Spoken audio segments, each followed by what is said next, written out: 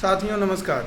Bihar civil code का job कैसा होता है और ये किनको करना चाहिए और इसका ये काम क्या होता है, इसको लेकर बहुत सारे साथी कमेंट बॉक्स में कमेंट कर रहे थे और वो जानना चाह रहे हैं। तो ये वीडियो में हम इसी की चर्चा करेंगे और हम देखेंगे कि बिहार सिविल कोड का जो प्यून या अर्दली का जो पद है लगभग 1796 के आसपास ये पद है, 1800 मान के चल सकते हैं।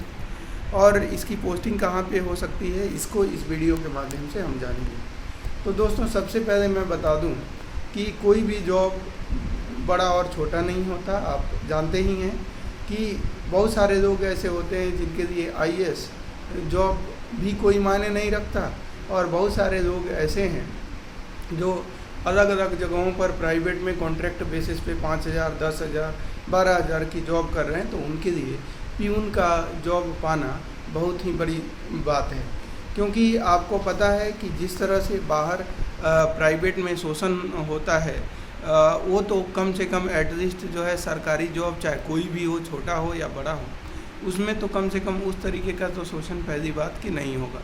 दूसरी बात कि वो आपका जो होगा वो परमानेंट होगा, आपको मतलब एक तरीके से एक सिक्योरिटी होगी आपकी। और तीसरी बात, अगर ख़ास तौर पे मैं प्यून और क्लर्क की बात करूं तो आपको पता है कि सिविल कोर्ट में अगर आप चले जाते हैं तो आपको जैसे आप देखिए मतलब अगर पुलिस वगैरह में कोई जाता है तो उसमें क्या होता है, उसमें देखने को मिलता है कि वो आप धूप में भी खड़े रह सकते हैं। आप अभी देखिए जो इलेक्शन हो रहा था, इलेक्शन में जो सरकारी कर्मचारी थे उनकी ड्यूटी थी ईवीएम मशीन को लेकर कहाँ से एक कड़ी धूप में इलेक्शन कमीशन वो इलेक्शन कंडक्ट करा रहा था। तो जाहिर सी बात है उनकी ड्यूटी थी, तो वो कड़ी धूप हो छाँव हो, उसे इलेक्शन कमीशन को थोड़ी ना मतलब है, उनको तो काम कराना है और कर्मचारियों को काम करना है।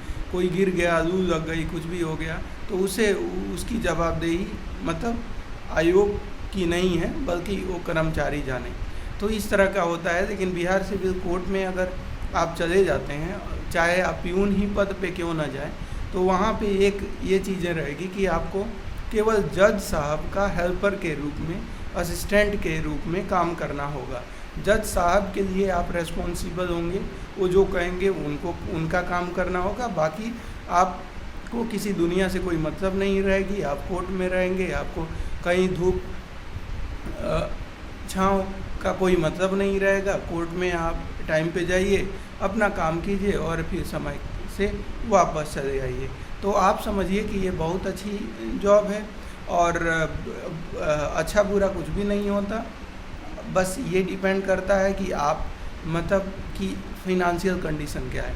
अगर आप वाकई में चाहते हैं कि मतलब हमें नौकरी चाहिए, एक सरकारी नौकरी पक्की करनी है, तो मैं समझता हूँ कि प्यून या अर्दली 1796 पोस्ट है। और आपको बता दूँ कि बिहार में जो ज़िले हैं अगर आप देखें तो मतलब 38 ज़िले, 40 मान के चलो, 40 अगर ज़िले हैं और 1796 हैं, तो मोस्ट प्रोबेबली पॉसिबिलिटी यही बनती है कि आपका अगर आप ये एग्ज़ाम निकाल देते हो तो आपका सिलेक्शन जो होगा आपका गृह जिले में होने की संभावना है। अब बताइए कि आप अपने गृह जिले में रहकर और आप ये जॉब कर पा रहे हैं, सुबह मतलब ऑफिस टाइम पे आप ऑफिस के लिए निकल आते हैं, फिर शाम को आप घर चले जाते हैं, परिवार के साथ रहते हैं, तो इससे बढ़िया और क्या हो सकता है। मैं समझता हूँ कि ये बहुत अच्छी जॉब है और आप जो है इसमें आप जानते हैं एग्ज़ाम पैटर्न भी कोई मतलब बहुत ही टफ नहीं है, एकदम आसानी से आप इस एग्ज़ाम को क्रैक कर सकते हैं। मैथ के 35 क्वेश्चन पूछे जाएंगे, हिंदी के 35 क्वेश्चन पूछे जाएंगे और इंग्लिश के 15 क्वेश्चन पूछे जाएंगे, यानी 85 क्वेश्चन आपके पूछे जाएंगे और 15 मार्क्स का इंटरव्यू होगा। तो इस तरह से आपकी मेरिट लिस्ट बनेगी। तो दोस्तों मैथ, रीजनिंग और इंग्लिश के लिए मैं आपको पहले भी बता चुका हूँ कि मैथ के लिए आपको कुछ नहीं करना है। अगर आप अच्छे खासे समय से एग्ज़ाम की तैयारी कर रहे हैं तो बस आप PYQ SSC का लगाते रहिए। उसके अलावा हिंदी की बात करें तो छोटी छोटी जो टॉपिक है, संज्ञा हो गई, सर्वनाम हो गया, संधि हो गया, समास हो गया, ये जो ग्रामर पोर्शन है उस पर पकड़ बना दीजिए।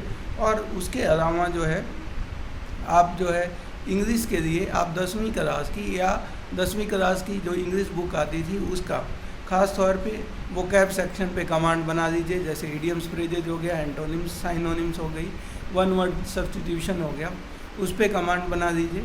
उसके अलावा जो है आप जो है तो मतलब अगर उस पर कमांड 10वीं क्लास के मतलब NCERT जो इंग्लिश की बुक आती थी, अगर उस पर कमांड बना देते हैं तो उसके अलावा कुछ करने की ज़रूरत नहीं है। लेकिन आप चाहते हैं कि नहीं और अच्छा मैं करूं, तो plan to Paramount KD campus यानी नीतू सिंह मैम की बुक आती है, आप उसको देख सकते हैं।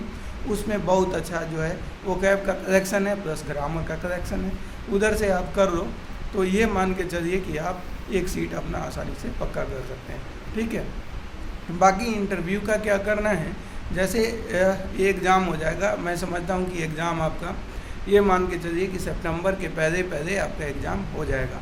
तो बस एग्ज़ाम दीजिए अच्छे से, एक सीट पक्की कीजिए। बाकी इंटरव्यू के लिए हम आपको बताएंगे आगे आने वाली वीडियो में कि क्या करना है। ठीक है, तो धन्यवाद। बिहार सिविल कोड से रिलेटेड कोई अपडेट आती है तो मैं फिर मिलूँगा इस चैनल पे।